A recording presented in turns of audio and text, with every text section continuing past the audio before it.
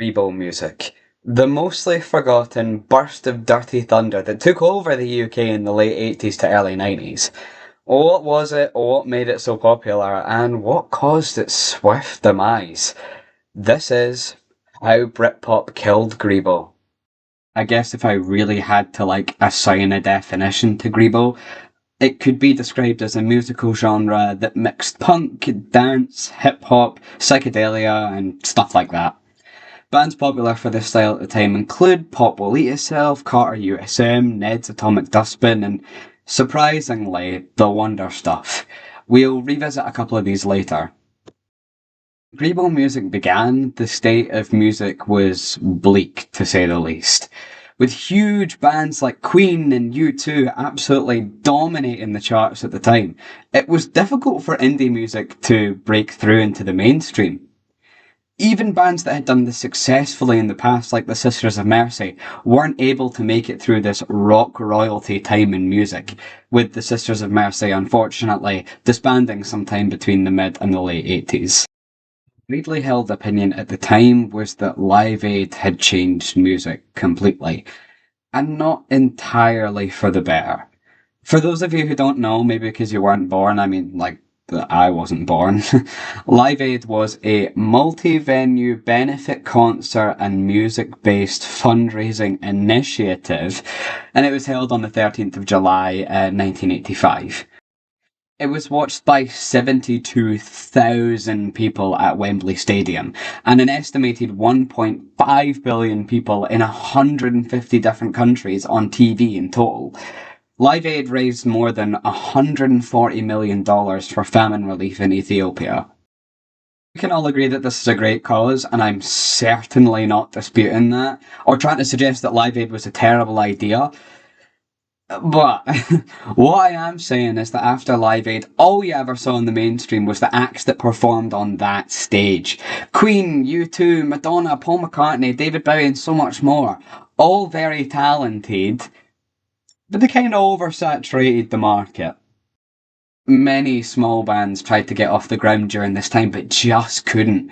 Of course, there will be several factors to this, but I really, really don't think that it's a coincidence that so many bands only lasted a few short years or even months during the 80s.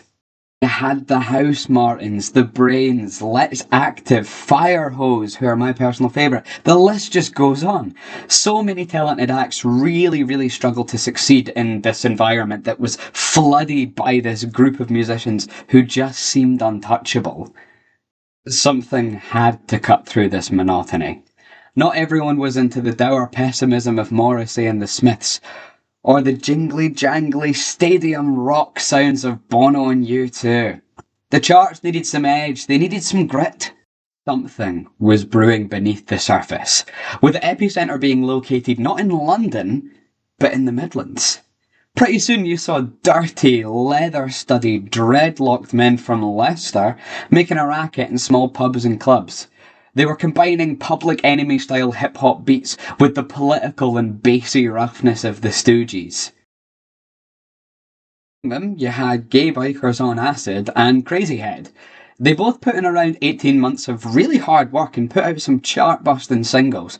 Genuinely really good. But they were swiftly snapped up by major labels. Consequently, their debut albums were criticised for being overproduced and not what Grebo music was originally about, with the press eventually moving on from them. Although their success was short-lived, their work had inspired many, with bands like Pulp Will Eat Itself forming in 1986, and Carter USM, who are probably one of my favourites, forming in 1987. Finally, something has managed to force itself into the mainstream. Grebo demanded to be heard, seen, and smelled. These bands, among others, were famous for their drum machines, their rock and roll guitars, their use of sampling, and offbeat wordplay-loaded lyrics. Their music was full of dark humour, cynicism, and puns. By Joe Banks states, it seemed to be deliberately ugly in some ways, a reaction against the conservatism of the mid-80s British indie scene. I've linked the article below, it's a great read, highly recommend. Themes of Grebo music could get very, very political at times, which definitely, I think, contributed to their punky sound. Carter USM in particular released many political songs during their career, most notably their single from their debut album, Bloodsport for All. This song was an attack on bullying and racism in the army, and was released at the start of the Gulf War. The song was consequently banned by the BBC. But don't worry, they got him back by rugby tackling Philip Schofield on TV, viewed by millions. Ahead of their time in many ways.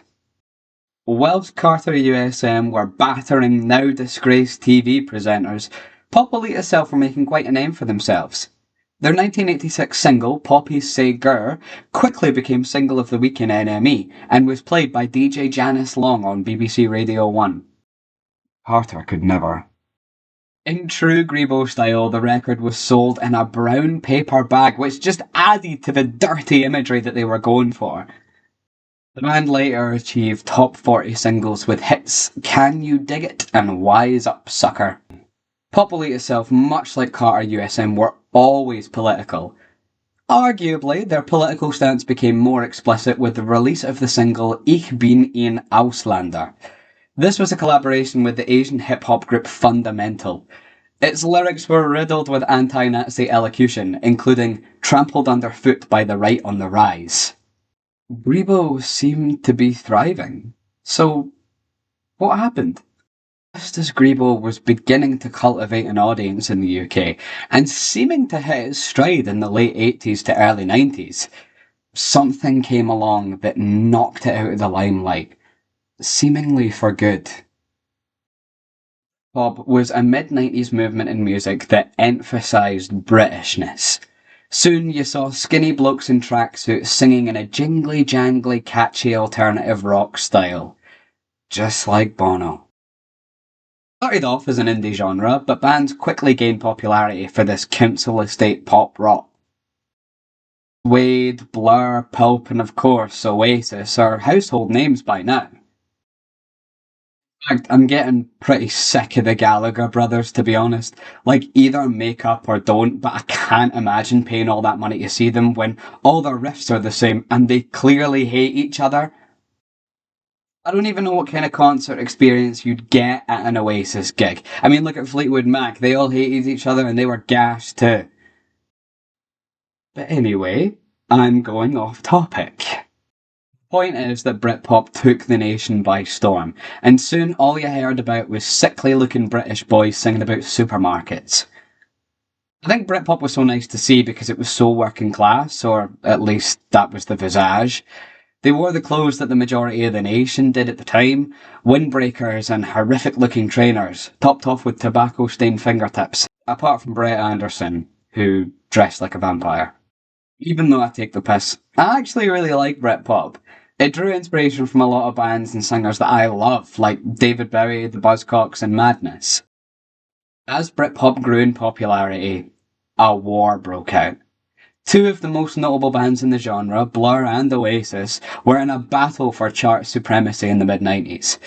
This was known as the Battle of Britpop in 1995. It was already becoming really well established in music, I think, but this cemented the style in the minds of the British public. The battle became historic.